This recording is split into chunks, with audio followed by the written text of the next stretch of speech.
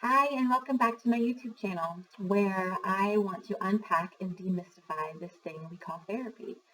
When we hear people talk about, I'm going to therapy, or I have a therapist, or I'm going to counseling, people who've never engaged in that act have no idea what to know or think about it other than what maybe they've seen on television or in the movies or whatever it is that they've conjured up in their minds.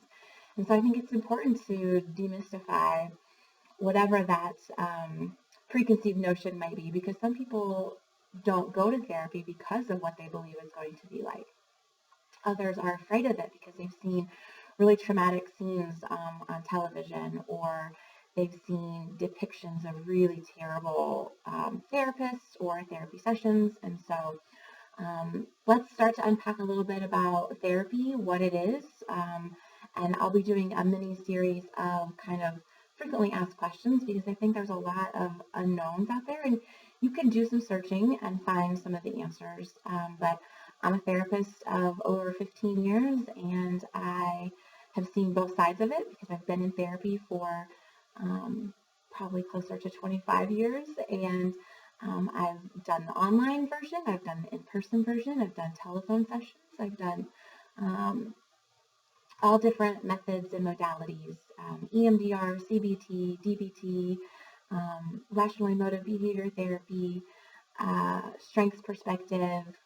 There's so many, and we'll get into as much of it as we can in these videos. So first things first is, what is a therapist?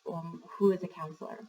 So there is a regulating body that oversees clinicians, people who are licensed clinical providers. So there are social workers, so you can have a licensed clinical social worker. There are professional counselors, so they're licensed professional counselors. And then marriage and family therapists, you would want a licensed marriage and family therapist. There's also licensed psychologists.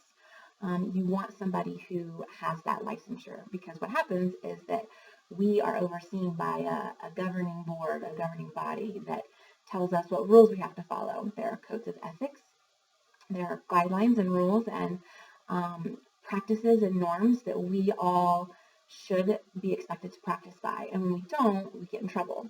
And that allows for the board of social work or the board of licensed professional counselors to get the bad apples out of the mix. If somebody is practicing unethically or is sleeping with their clients, that's a no-no. We call that a dual relationship, and it's much more than that because it involves, there's a power differential between the therapist and the client. And so there's so much at play there with being really careful that we follow all the rules and that we do what's right by our clients and by our profession. And so those are the main types of therapists. You also have psychiatrists, although I find my experience has been that most psychiatrists are only really practicing in medication management.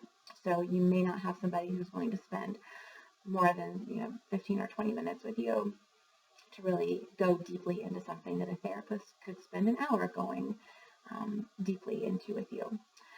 Beyond the names, what is therapy or what is counseling? Therapy is when a person hires another person to guide them. So a client hires a therapist to guide them through, let's say it's a divorce, or the loss of a loved one, or depression. It could be anything, and I literally mean anything. I get overwhelmed in tight spaces. I don't like to be out in public. Whatever it is that I'm doing is impacting me in a way that is more than I'm okay with. And so I seek help. I ask for help. I hire a professional person to help me through that. That can be, and I mentioned this before with modalities, that can be over the phone. You can have a phone session with somebody. You can do an in-person session, which is kind of what we see in television or movies, where somebody walks into an office, they sit down, the professional is sitting in front of them, and they have their notebook, and they're making notes as the person shares what they feel comfortable sharing. And then there's also, with the onset of virtual, with COVID, obviously, to expand access to people, there is the much more widely accepted virtual therapy where you can get onto a Zoom platform or some other type of HIPAA protected platform. HIPAA just means that your information is protected and confidential and safe. And that allows for the exchange over the interwebs to take place so that if somebody can't come out of their home, if somebody is fearful of coming out of their home. And I've gotten a ton of questions recently about, Katie, do you support this online therapy stuff? Because there are just some people who cannot get past this. I don't want to call it old school because it's not old school, but it's very much a deeply ingrained way of thinking like, oh, therapy needs to be in person. Therapy needs to be where you can be with each other's energy, where you can see the subtle nuances and the subtle shifts that when you say something and I sharply inhale, you might miss that because of the virtual aspect of what we're doing. So I will say that my preference is always in person. That said, I do just as much virtual therapy as I do in-person therapy. And I know there are people who are getting access to clinical support that would never have gotten access to it before had this not become more mainstream and widespread and available to people. So I'm pro both. I'm in both camps. I think the virtual aspect is a godsend. And I think that there is an element of the in-person that you just can't replicate 100%. I mean, I've gotten like 99% there with clients. But it takes work and effort and a special type of relationship, a special type of rapport to be able to contain space for someone when there's this device between you. So those are my, we can go maybe into a later video of more pros and cons of the virtual versus in-person, but I am pro getting help. However you do that, I am for. So you go into your therapist's office. You probably sign some paperwork. You may sit in a lobby and wait for them to call you in.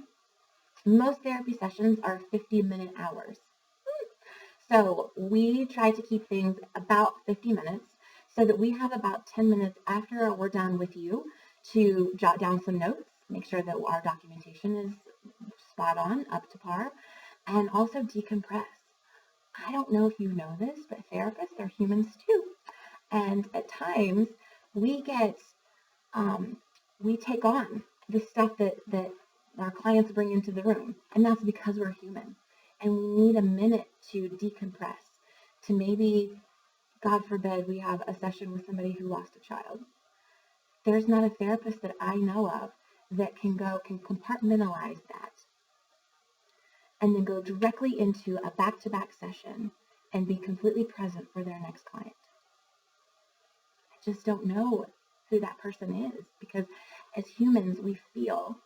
And yes, we are trained as professionals to compartmentalize a little bit, right? That helps us stay present and not get all caught up in our own stuff and be weeping in session with you because that wouldn't be very helpful. But we also have to recognize our humanity and our connection with the reality that there are some really hard things that come into our offices and across our desks. And having that little bit of time allows us to prepare for our next session. So we're not trying to short you. We're really trying to do right by you because we hopefully took a 10-minute break before we met with you. And that's the beautiful cycle that we get into, is that we continue to give the same from ourselves to each of our clients.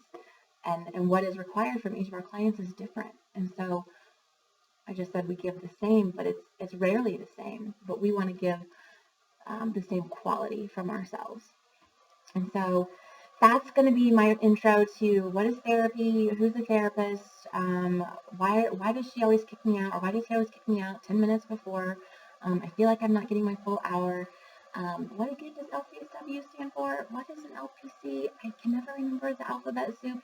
All of that was here in this video. So I hope that it was helpful. I hope that you can return to this and get some guidance. If you have questions about anything, put them in the comments. I will answer them in future videos. But this is just the beginning, y'all. We're going to really demystify and unpack this thing called therapy. So love and light. Go call your therapist. Schedule a session. Talk soon.